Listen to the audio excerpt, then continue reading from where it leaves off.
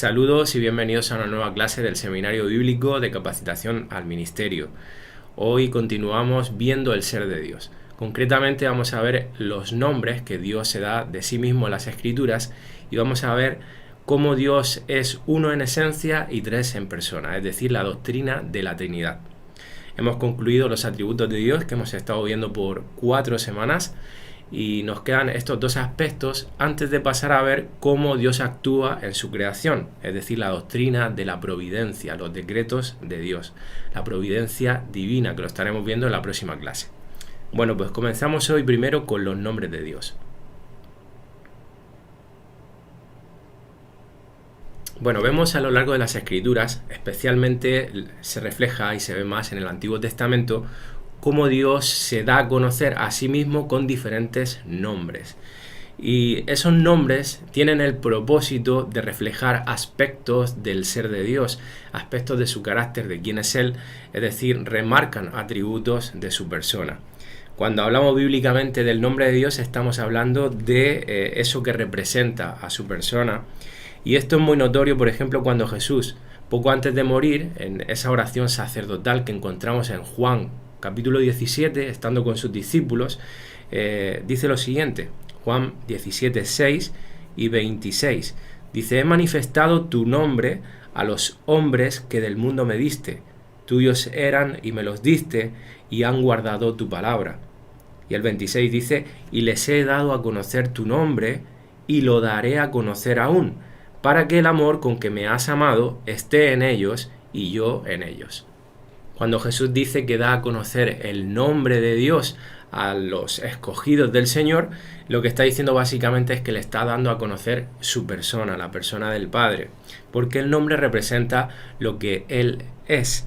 Hay un versículo también que me gusta mucho que hace referencia a esto en Hechos capítulo 15, en el famoso concilio de Jerusalén, cuando Jacobo, el medio hermano de Jesús, Santiago, también conocido así como Santiago, dice lo siguiente, Hechos 15, 14, Simón, es decir, Pedro, ha contado cómo Dios visitó por primera vez a los gentiles para tomar de ellos pueblo para su nombre.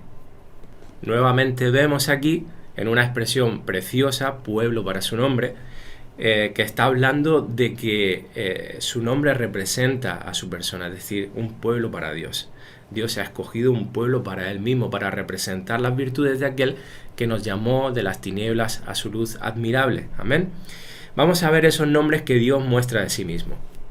Bueno, en esta diapositiva y en la siguiente vais a ver un listado de los nombres con los que Dios se revela a nosotros. El primero es Él, que significa el ser primero y supremo. Lleva aparejada la idea de fuerza, de poder, de alguien poderoso.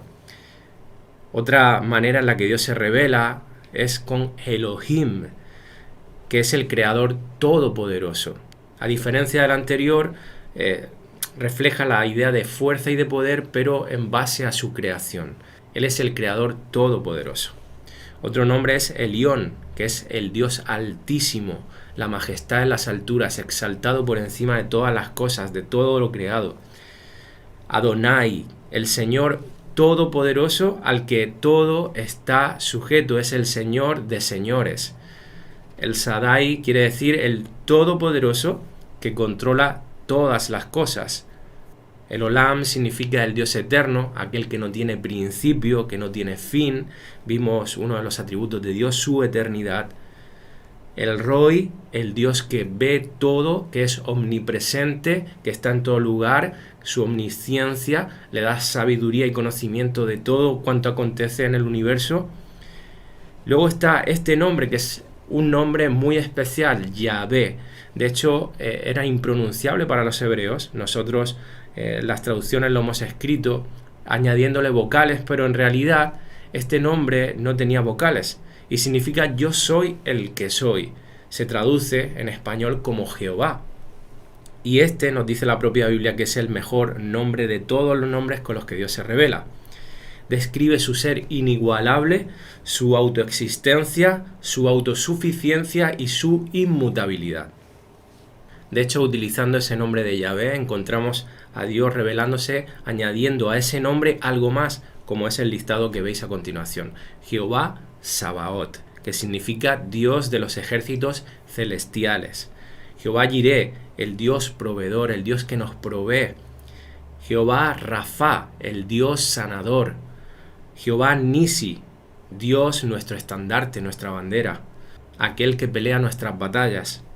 Jehová Shalom, el Dios de nuestra paz.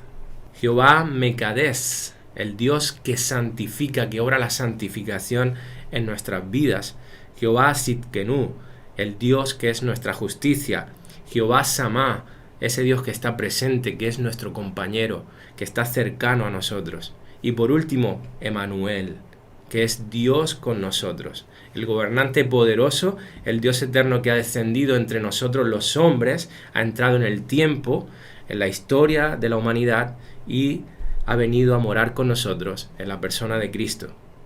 Hermanos, todos estos nombres preciosos nos hacen recordar los atributos de Dios y son de gran valor si los memorizamos, si los tenemos en mente en nuestro día a día, porque nos recuerdan parte del ser de Dios, parte de sus atributos, y eso, hermanos, conforta nuestro corazón y podemos al mismo tiempo que recordamos esos nombres alabar y adorar a Dios por esos atributos concretamente que reflejan esos nombres. Amén. Bueno, pasamos al siguiente punto de la lección de hoy, que es la doctrina de la Trinidad. Bueno, realmente la palabra Trinidad no es una palabra que aparezca en la Biblia. Pero el hecho de que no aparezca en la Biblia no significa que la idea que representa no esté. Este término Trinidad fue acuñado por primera vez en el año 215 después de Cristo por Tertuliano, que es uno de los conocidos como padres de la Iglesia, y lo acuñó porque quería referirse a un concepto claramente expuesto en la Escritura y para facilitar el estudio y la exposición de esa doctrina. ¿Qué es la doctrina de la Trinidad? Por Trinidad entendemos el hecho de que Dios existe eternamente como tres personas, Padre, Hijo y Espíritu Santo, y sin embargo solamente son un solo Dios. Esto es muy importante que lo tengamos en cuenta y que lo recalquemos. Dios es uno en esencia, pero tres en persona. De todas las doctrinas que encontramos en las Escrituras, posiblemente la doctrina de la Trinidad sea la más difícil de comprender para nuestra mente humana limitada. Muchos han intentado de darle una explicación profunda, de utilizar ilustraciones que se aproximen al máximo. Cualquier ilustración que he leído, que he escuchado, me atrevería a decir que no es una buena ilustración porque dista mucho, no se aproxima lo suficiente. Y creo que es mejor en este asunto de la Trinidad mantenerse al margen.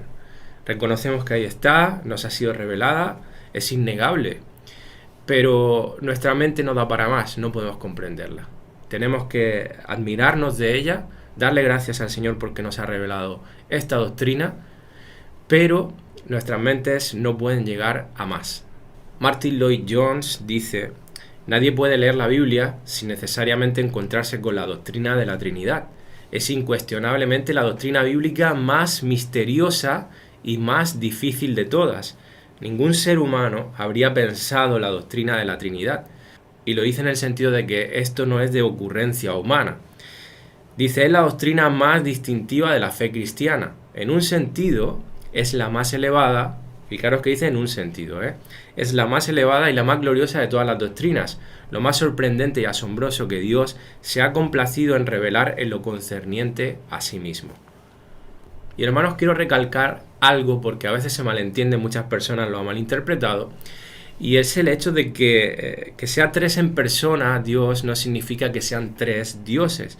Esto, hermanos, es conocido como triteísmo, y eso es una herejía completa porque la Escritura habla claramente, como ahora lo vamos a ver, que Dios es uno, ¿vale? Entonces, Israel, la comunidad de Israel del Antiguo Testamento, tenían un lema, digamos, que recitaban y enseñaban, que se llamaba la Shema, que estaba basado en dos versículos de las Escrituras que se encuentran en Deuteronomio 6, versículos 4 y 5, y se la recordaban constantemente, hermanos, porque vivían en medio de naciones paganas politeístas, es decir, que adoraban a muchos dioses.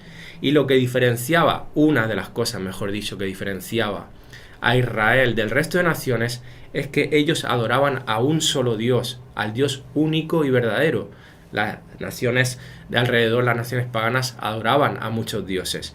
Y ellos, hermanos, ante esa invasión de idolatría que había a su alrededor, se defendían recordándose una y otra vez que Dios era uno solamente. Deuteronomio 6, 4, 5, el Semá, dice: Oye Israel, Jehová nuestro Dios, Jehová uno es. Y amarás a Jehová tu Dios de todo tu corazón y de toda tu alma y con todas tus fuerzas. Esto, hermanos, se lo enseñaban a los niños diariamente, lo tenían escrito en el brazo, en la frente, en los marcos de las puertas. Esto es algo en lo que ellos constantemente pensaban y meditaban. Y a primera vista, la doctrina de la Trinidad pudiera parecer que contradice el Shema, el hecho de que Dios sea uno. De hecho, esta doctrina ha sido causa de muchas controversias a lo largo de toda la historia y en la actualidad lo sigue siendo, porque es mal entendida, mal interpretada y de hecho es atacada también, ¿no? Hubo concilios eclesiásticos específicos, como fue el concilio de Nicea en el año 325 después de Cristo, donde básicamente el fondo de ese concilio, la cuestión a tratar fue la doctrina de la Trinidad, porque estaba siendo atacada por un sacerdote llamado Arrio que negaba la divinidad de Cristo, negaba la Trinidad y concretamente la divinidad de Cristo. Y esto tuvo que ser contrarrestado, tuvo que ser debatido, y uno de los padres de la Iglesia que mejor hizo esta labor y que dejó un legado para el resto de la Iglesia en todos los tiempos fue Atanasio, haciendo un credo que se conoce como el credo de Atanasio. En la actualidad, hermanos, esta doctrina de la Trinidad también sigue siendo malentendida y atacada.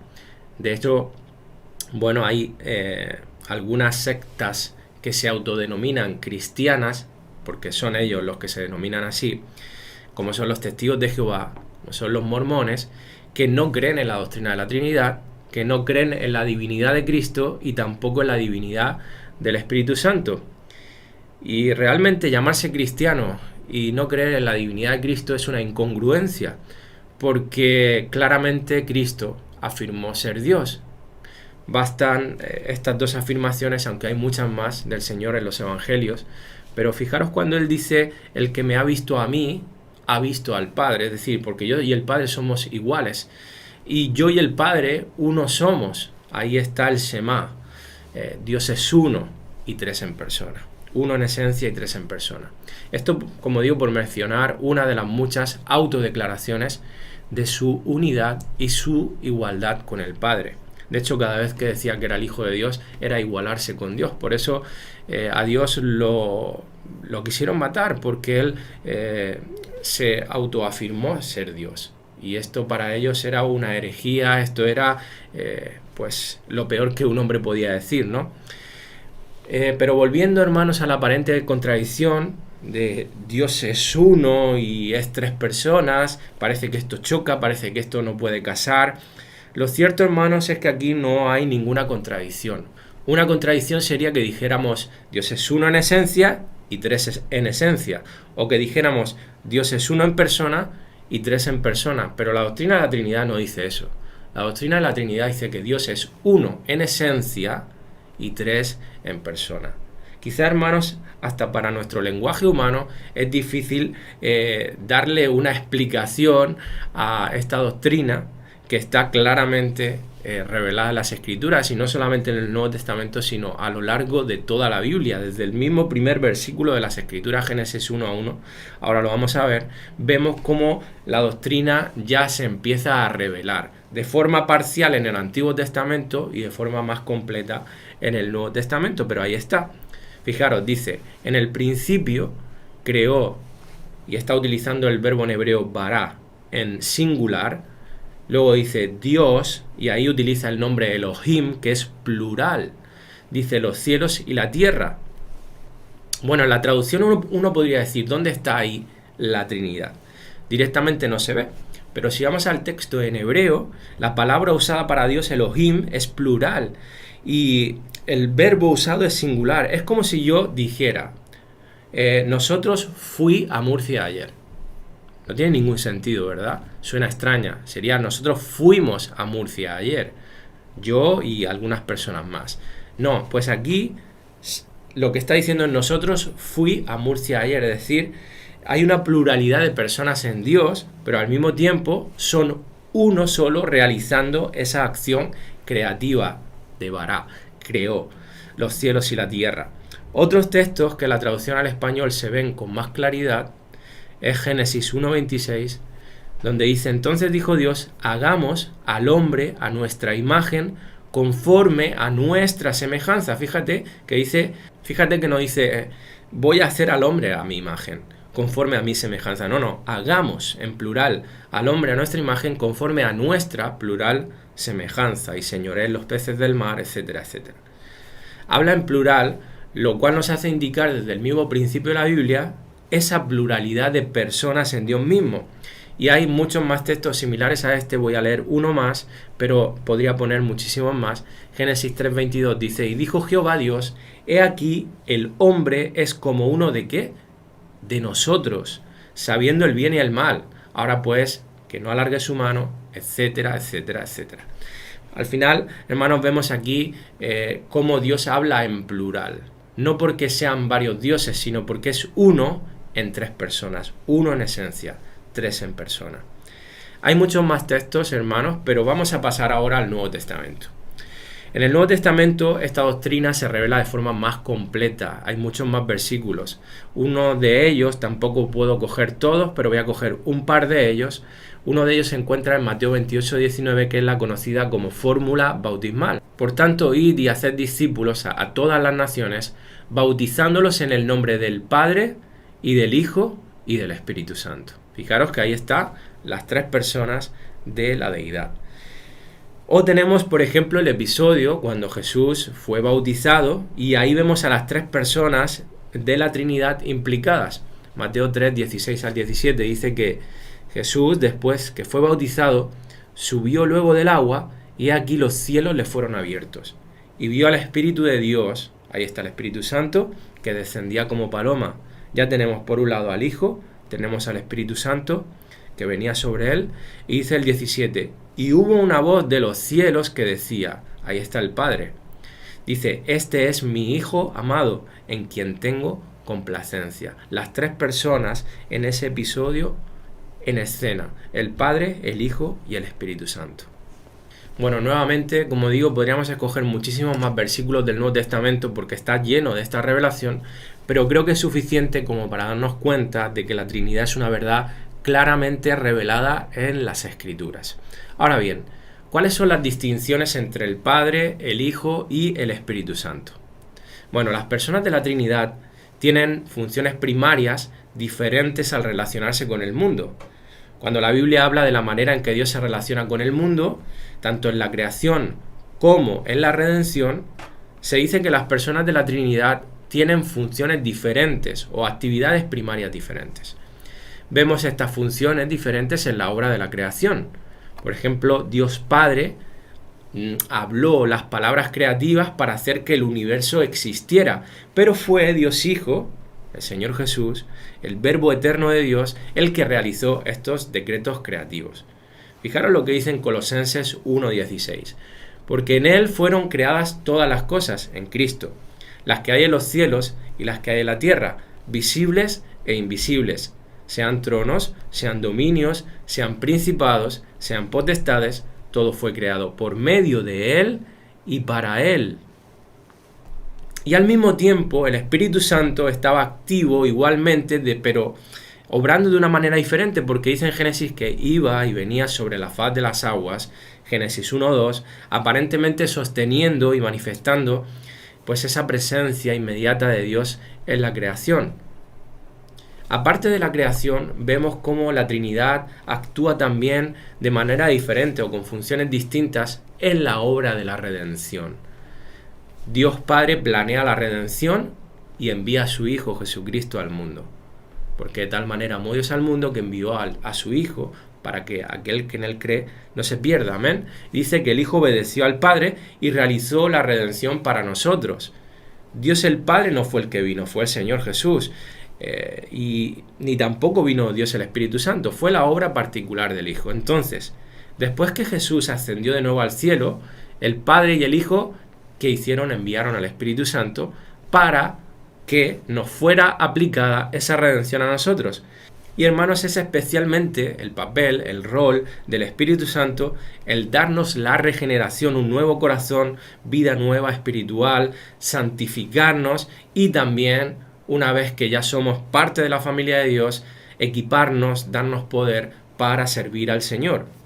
Así que en general la obra del Espíritu Santo parece ser llevar a su término la obra que ha sido planeada por Dios Padre y empezada por Dios Hijo.